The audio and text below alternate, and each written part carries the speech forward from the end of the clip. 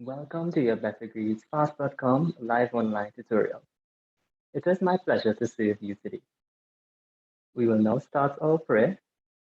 I politely ask if you are not comfortable with a Christian prayer, please turn your volume down in 5 seconds.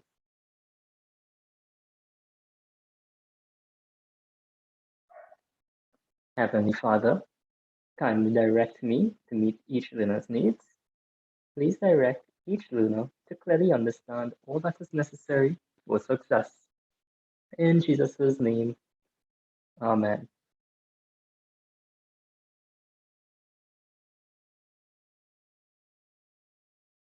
So, guys, this is the SCA levels 1 to 3 math class. We were on the topic of decimals. But before we get to the game, let's begin with the joke of the day that's brought to you courtesy Milan.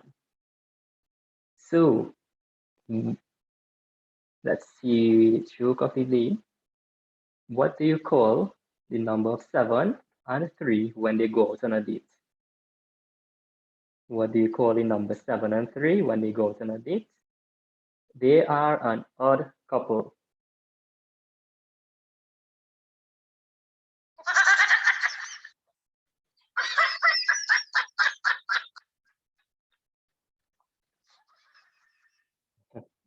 Okay, guys. So I'm going to give you guys some time. I see Apple Pie and Kitten have joined the game. So the game is actually a review on decimals, which we have been talking about last week and the week before that. Right, so it's just a recap on those things. So to join the Kahoot game, you need to go to www.kahoot.it. You would enter the code as you see on the screen, which would be 357566. You would enter that code and you would be given a prompt for a nickname. So you can choose any nickname you like and enter the game. So far, we got apple pie and a cat, I think. So I'll just give you guys a minute to log in the game before I begin.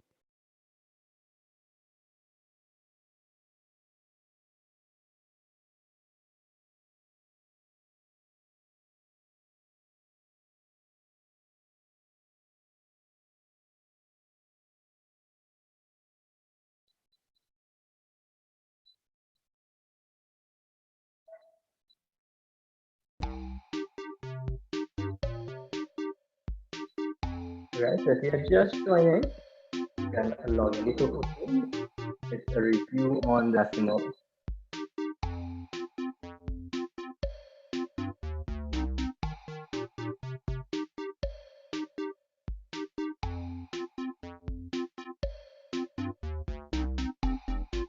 Right, so I'll give you guys about 1 minute again to log into the game. If you do not get a chance to log in, you can just follow through the game and you can message me the answer directly. Right, it's just a recap what was thought of it. We have a bread dude, a player, apple pie, and a cat among the competitors.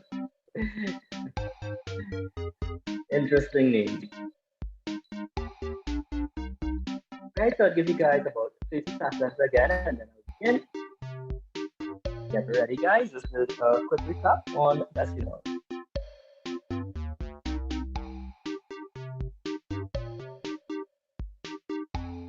Okay, so I'm going to start the game. If you do not get through to log in the game, just follow along and you can message me.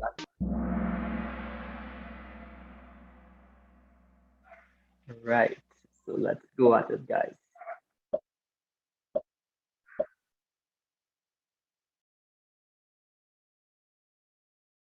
What does the value set representing the number 240.65?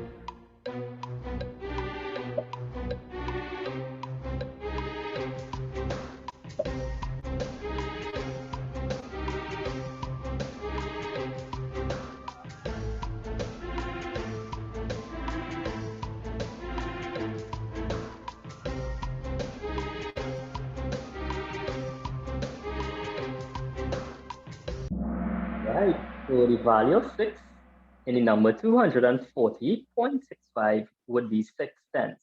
Why is it 6/10? We have a decimal point after the 0 in 4, 240. The first decimal point, the number right after, is the tenths, TENTHS column. So if it's 6, it would be 6 out of 10. Let me don't say much because I might give away the answer for the other question.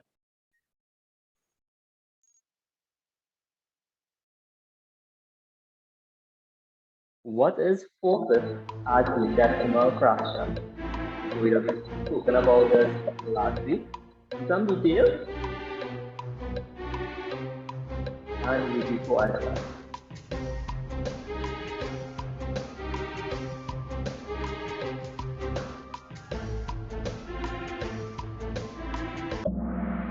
Right, so 4/5 as a fraction would be 0.8. How did I get to 0.8?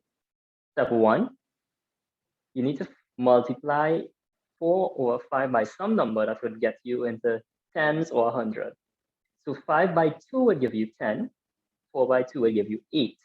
If we were to write 8 over 10 as a decimal, we would use 0.8. The first number after the decimal point is 10. So 8 out of 10 would represent that. Let's go ahead. So we have a bread dude that's in the lead now. Player and 002. So what is 1/3 as a decimal fraction? Now I made special mention about this fraction last week. We did 2 examples. This was one of them.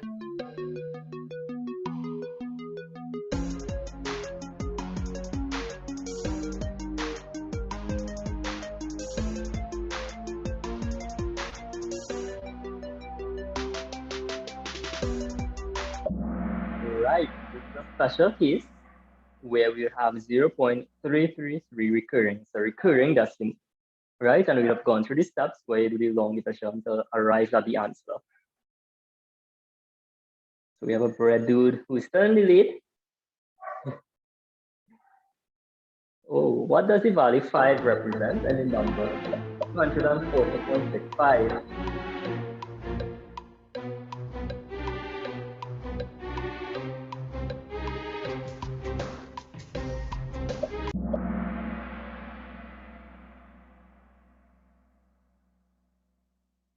So the value of 5 would be the second digit after the decimal. And the first digit represents the tenths, TENTHS, so it would be out of 10. The second digit or place value would be out of 100. So if it's 5, it would be 5 over 100. So the correct answer will be green. Let's go, guys.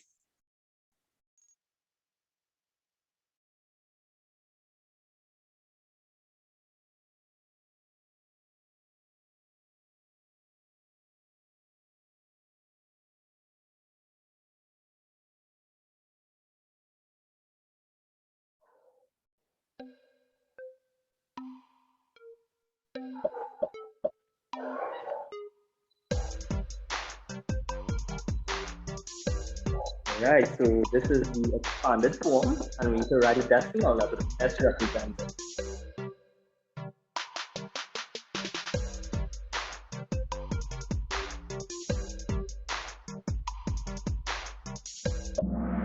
Right, so the expanded form, we would have 10 represented here, TENS. 4 by 10 would be 4, 40. Then we would have 6 by 1 should be 6. So the whole number, what we're looking at is 46. So right away, by the process of elimination, you could tell it's orange. How did we get the 3? 3 over 10, or 3 by 1/10 would give you 3 over 10. And that would be represented by the 0.3. 2 by 100 would be 0.02, or it would be 2 numbers after the decimal point. So the correct response is really orange.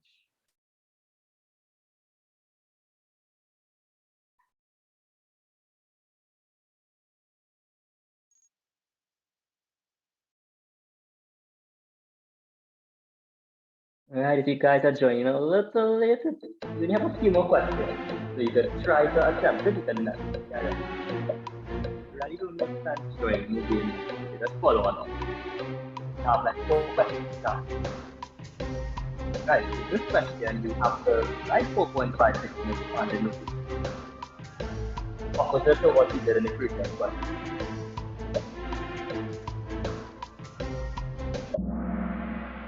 Right, so the correct response would be again orange. So 4 can simply be represented in expanded form as 4 by 1. It is in the ones column. 5 would be in the tenths, tenths column. So to represent that in expanded form, it would be 5 by 1/10 or 5/10. And the 6 would be the second number after the decimal point. That would be the hundredths. So it would be 6 out of 100. So let's go, guys. We only have a few more questions. So let's follow along. Arrange your decimal fractions into ascending order. So we have those. We have to arrange in ascending order. I'm not going to tell you guys what ascending is.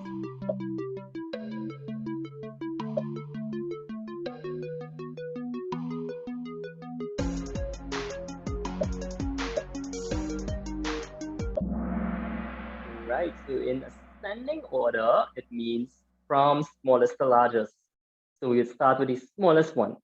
So the smallest one would be 0.05. That is really like saying 5 out of 100.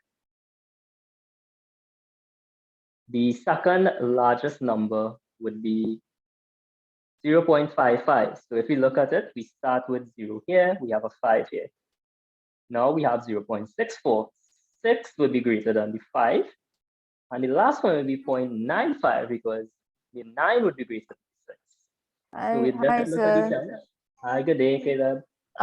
Can you send me the link? Can you send me like the passcode for it, for the Kahoot, so I can join? I could, but we only have 2 more questions. So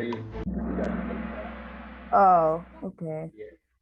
Oh my goodness, I gave away the answer for this one by accident. So Oh no. we have to arrange the decimals here in descending order. So can anybody tell me descending order? What is descending order? It means Send from yes, go ahead. largest to smallest. Very good. So the largest number would be what in this case, Caleb, since you volunteered to answer? 14.8. 14.8. That's correct. What would be the second largest number? 2.55. Right. So how we would look at it, Caleb, is like this. First, you look at the numbers in front of the decimal point or to the left of the decimal point. So we'd have had 14, we'd have had 2, we'd have had 1 and 1.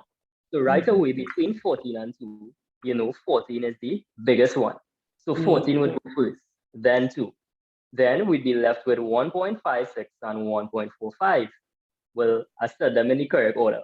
But how would you determine that? Well, 2 of them have 1 in the ones column. So you know you can't look at that. So we go to the right. We look at the first number after the decimal point, which is 5 and 4. Which one is bigger between the 5 and 4? 556. Right. So the 5 would go before. Ah, okay. Right, so good job. So I'll put you on the spot. So we just have the last question. Hopefully I don't give away the answer.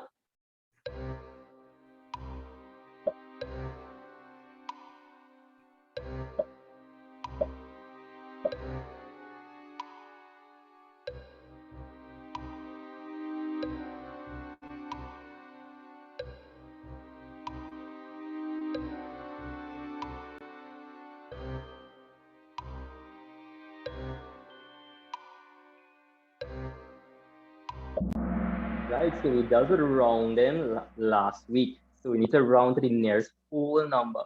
So which number are we looking at? We are looking at the 1, right? Remember, the 1 would represent the whole number, and the numbers after the decimal point would represent the decimal fraction. So 5 and 6 would be the decimal fraction. Now, if we are given 1.56, we look at the number 1 and we consider the number 5. Right? Is the number 5? Once it's 5 or more, so 5, 6, 7, 8, 9, we add 1 to the previous number, which would be 1, and we'd go up, right? So that would be 2 in that order, right? I will just quickly recap an example to make sure we get it. So we have the last question. So we need to round 1.56 to the nearest 10th this time.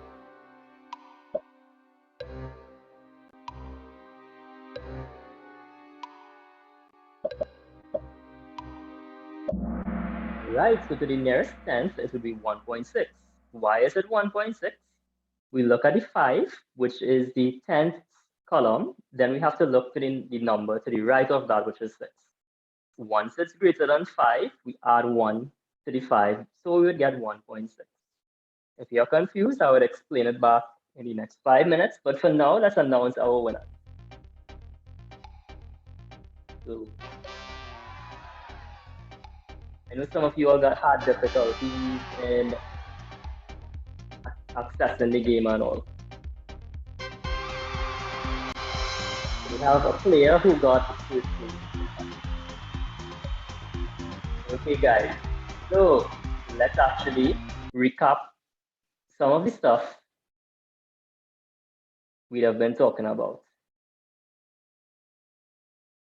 Right. So suppose let's do the example we just spoke about.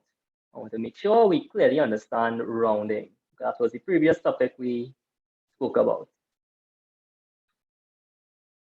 So we had 1.56 and we needed to round this to the nearest whole number.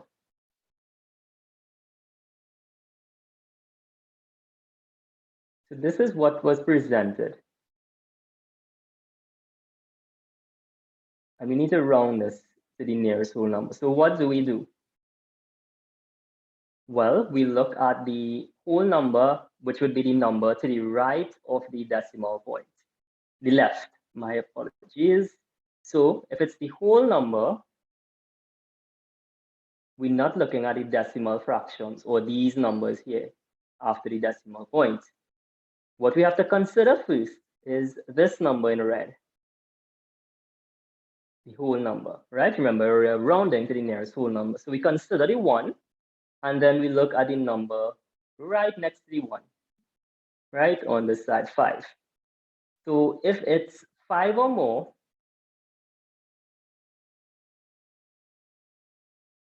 what you do, you add 1 to previous number or the number you're considering, right? So in this case, it's 5. It's 5 or more. So what we need to do is add 1 here. You need to add 1 to this number here, previous one. So what we would get when we round it to the nearest whole number, it would be 2. That would be the correct response. Good job, Leanne. Now, let me make sure we understand this before I go forward. So let me give you another example.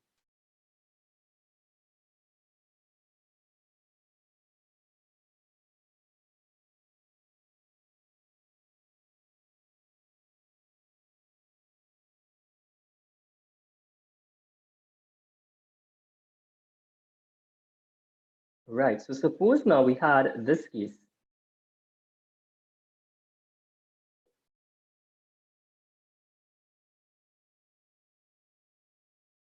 So in that case, we had 1.56, but suppose now we had 1.45. Can anybody tell me what would be the answer for this when we round it? So you can message me the answer.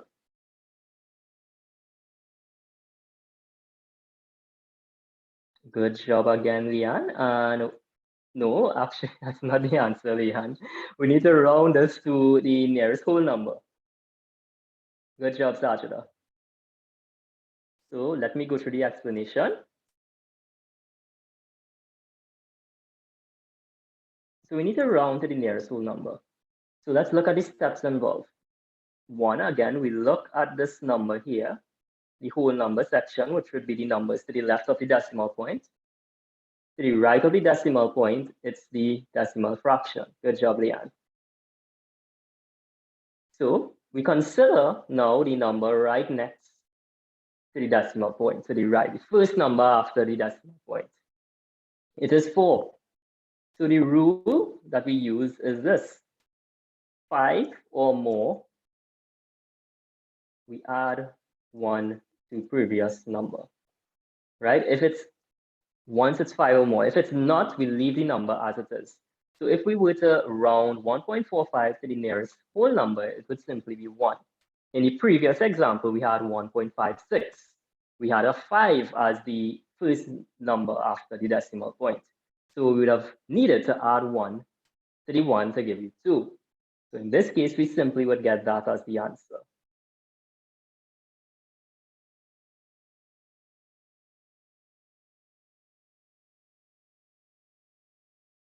All right, so let's try another example.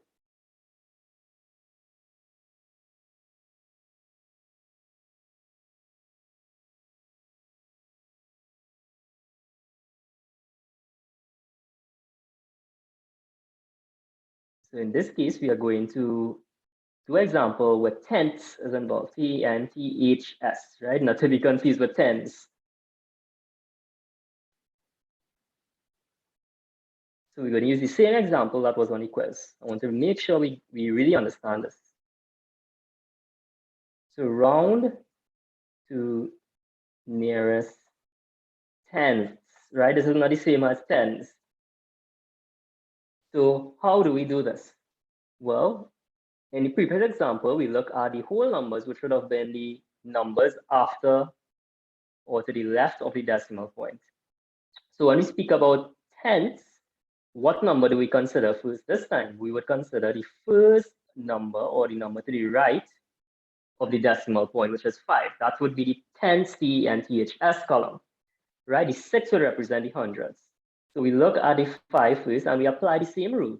We consider the number to the right of the 5, which is 6, right? Is 6 bigger than 5?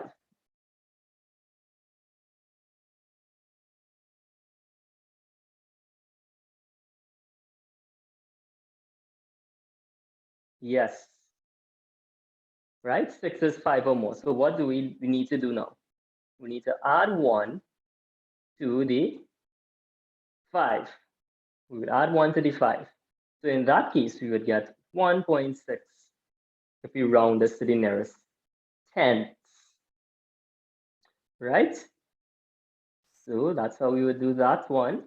Remember the previous example, we round to the nearest whole number. The whole numbers would be the number to the left, right? If we remember in our columns, this would be ones, we would have tens here, we would have hundreds here, and we would have thousands here, right? But so the first number here would represent the ones column. The first number to the right, however, would represent the tenths column. Or out of a fraction, that would simply be 1/10. The second one, or the 6, would be out of 100. Hundreds, Hundredths. So this is how we would do that one. So let me do one more example before we move on into addition and subtraction of decimals. So suppose now we have 1.54 and we need to round this to the nearest tenths. Take a moment, see if you can attempt it.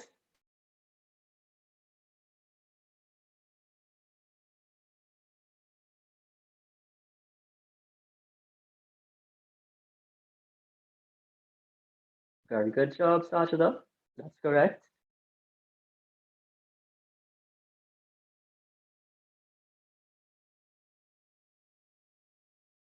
Almost got it, Leon.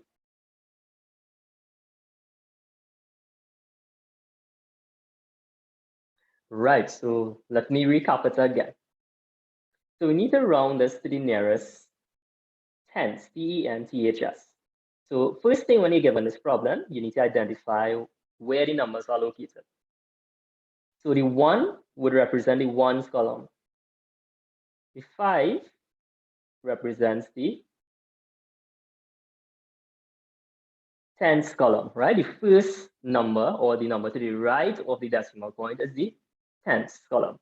So if you were to write the value of 5, 5 would represent 5 out of 10, right? As a fraction.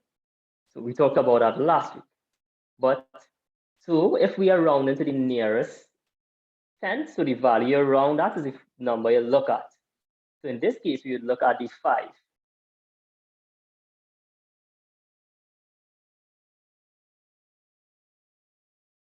right? We'd look at the 5. So let me circle it in a yellow or something like that to be easy to see.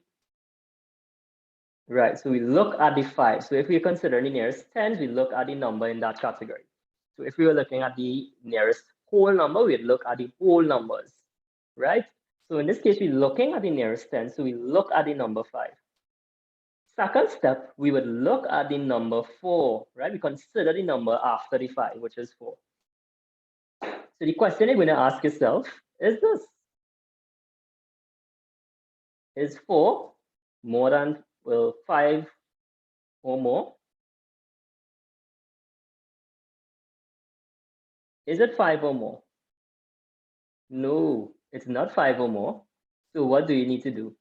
You simply write back the number what you had before, meaning this. You omit the hundreds column because you are rounding to the nearest tenths. So you can only stop after the 5, right? You cannot write back the 4 because you're rounding to the nearest tenths, tenths, right? So you would stop right there, rounding to the nearest tenths. So before we proceed to addition, I just quickly recap that because we have spoken about that in our previous session in detail. So before I go forward, let me make sure we are not confused about this because we are going to step into some new territory today. Well, for those of you who haven't done it before, we are going to talk about addition of fractions and subtraction. Wonderful job, guys.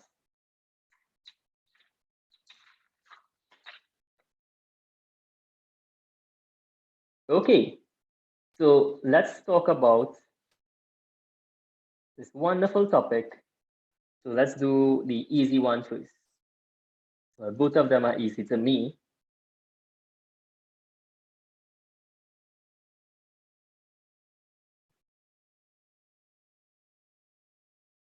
Right, so let's do some revision here.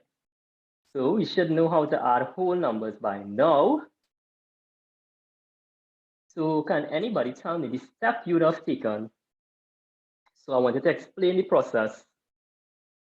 How would you have done this? So let's say you wanted to add 2,345 plus 1,234. So what would be the steps involved in doing this? So you can message me the steps. So what would be the first step?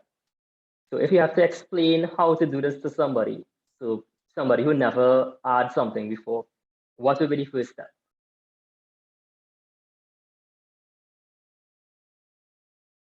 Anybody? Any guess? Any guesses? Right. Seeing the correct responses. Good, Leon and Sajada. That's correct. You'd add the ones first. But before you even add anything up, what would you do? The first thing, before you even add anything, what you need to do to make it a little easier. Yes, Sajada, that's what I was looking for. So what we in effect are doing is this. We would basically put the numbers, line them up, so to speak. 1, 2, 3, 4. So they are aligned together. It's easier to see. So if we were to add these numbers, remember these are just whole numbers, we would line them up in a manner like that, right? Where we would have what? The thousands, the hundreds, the tens, and the ones all aligned together. So that would be the first step, regardless of your problem. Once you align them, it's easier to see. Now let's go forward. So we need to add these two numbers up. So what would we do? We would add the 5 and the 4 to give you 9, 4 and 3 to give you 7, 3 and 2 to give you 5, and 2 and 1 to give you 3. So you'd get 3, 5, 7, 9. Now suppose, good job, Leon. Now suppose now we had a 5 here instead of a 4. So let's say we have a 5. What would change in this problem? Or what would be the steps needed instead?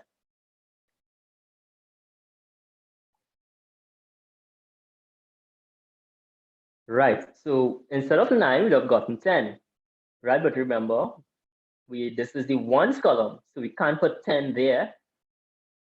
So we would write 10 on the side, the working column. We'll have put 0 here instead. Let me get my eraser, and do it over.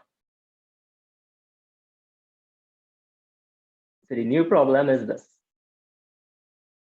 1, 2, 3, 5, and we need to add 1, 4, 3, 5. So we need to add these two together. So again, we'll line them up together perfectly so that the ones line together, the tens line together.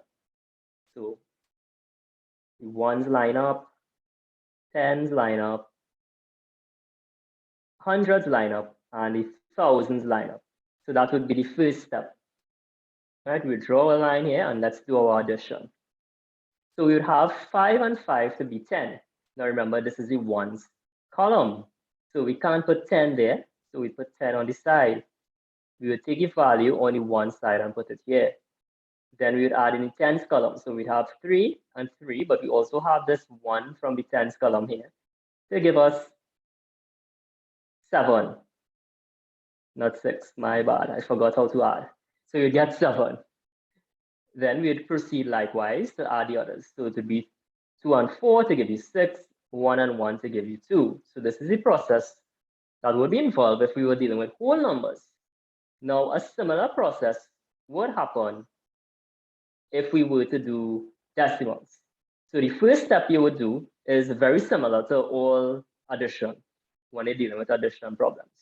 So I would write out the steps, type out the steps here for you guys. So it's just a system that you can use to help solve these problems, right? So some of you would very well be aware of it, but just for the sake of everyone, I'm assuming that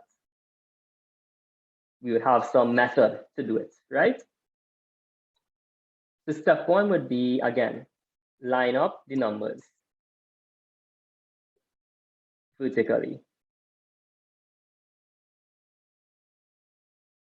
So all decimal points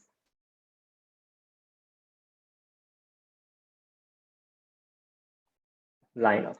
So that would be the first step in this problem, right? Just like the whole numbers we just dealt with. We'd line them up so that they are perfectly together. So the ones would be in the ones on top of the ones, the tens would be on top of the tens.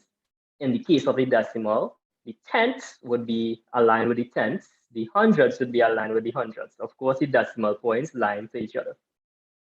So that would be step 1. Now, step 2, what you need to do is add extra zeros to the numbers so they all have the same digits. Now, before this would become clear to you in an example, but just take it down for now.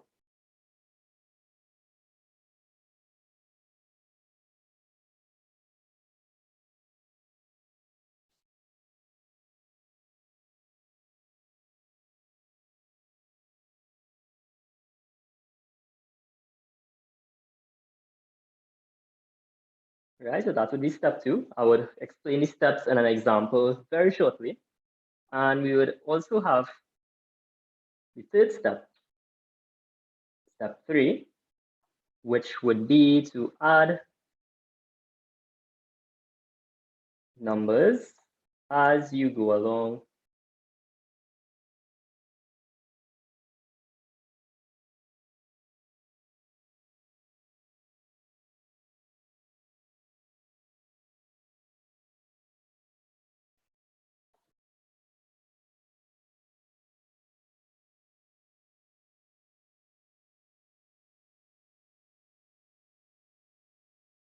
Add numbers as you would whole numbers, which we did a practice with that. So we understand the concept with whole numbers. Place the decimal point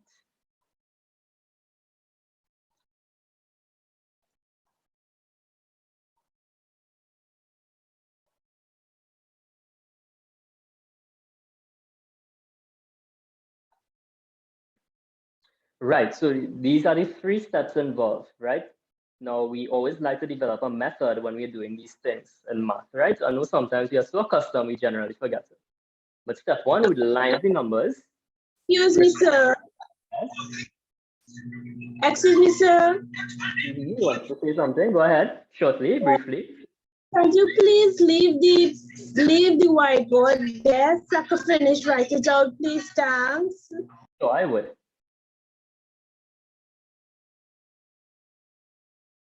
Right, so we have these 3 steps involved here. Step 1 would be to line up the numbers vertically so that all the decimal points line up. Step 2 would be to add extra zeros to the right of the numbers so they all have the same number of digits. And step 3 would be to add the numbers as you would whole numbers, as we did in the example before. And we would place the decimal point of the results in line with the other decimal points.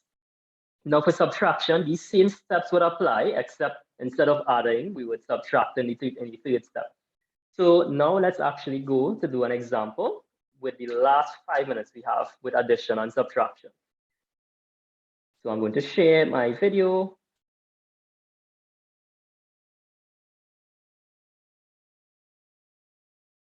Just give me a sec, guys.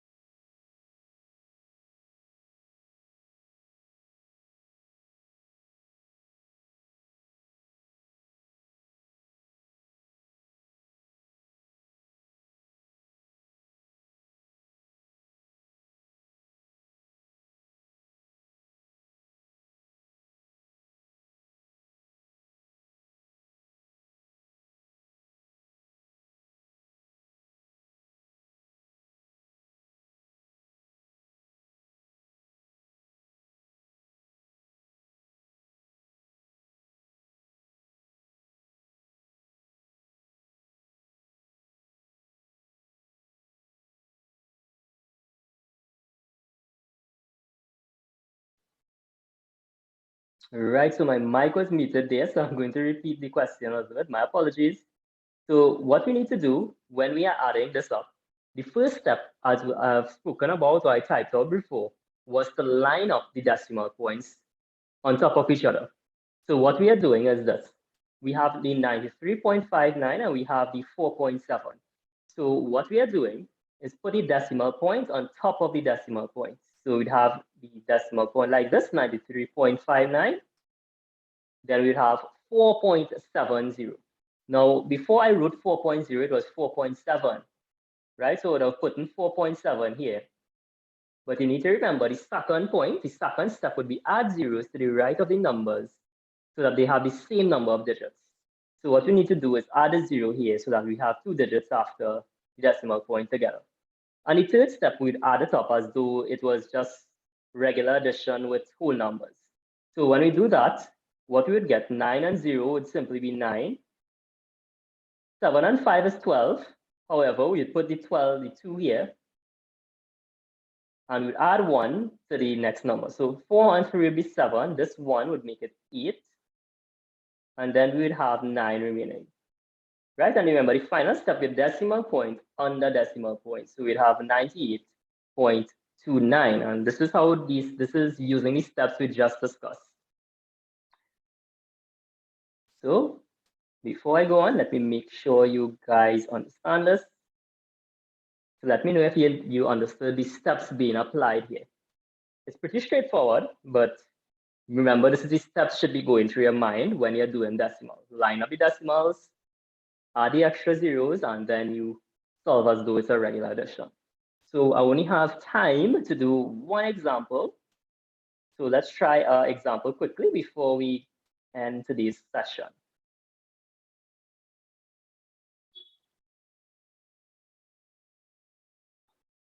Right. So try this one quickly, guys.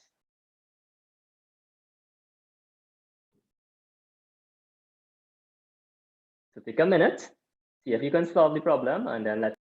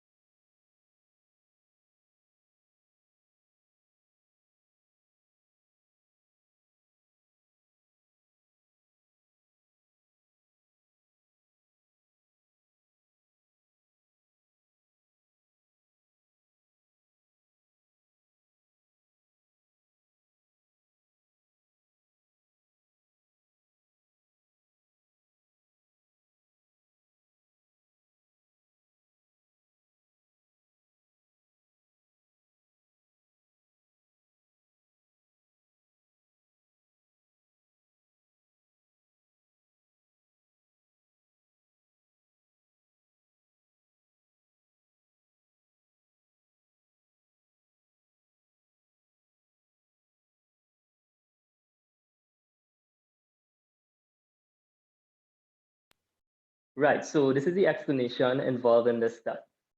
So what we need to do is, I wrote it down there. We need to line the numbers up together so that the decimal points are aligned on top of each other. That will be the first step. The second step, you would add a 0 here to make sure we have the same number of numbers to the right of the decimal points. Right, so we line them up, add the 0 to the right. Third step, we would add them as though it's a regular number. So 6 plus 0 would be 6, 5 plus 4 would be 9, 4 plus 2 would be 6, and 2 would plus 0, of course, would be 2. So we'd have 26.96.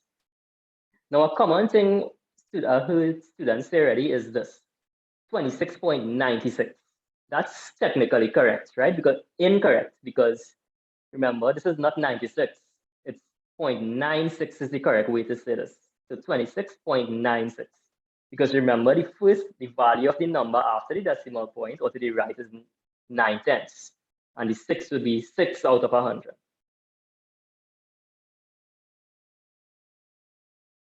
Right, so let me just relaunch the poll to make sure we understood this example before we go.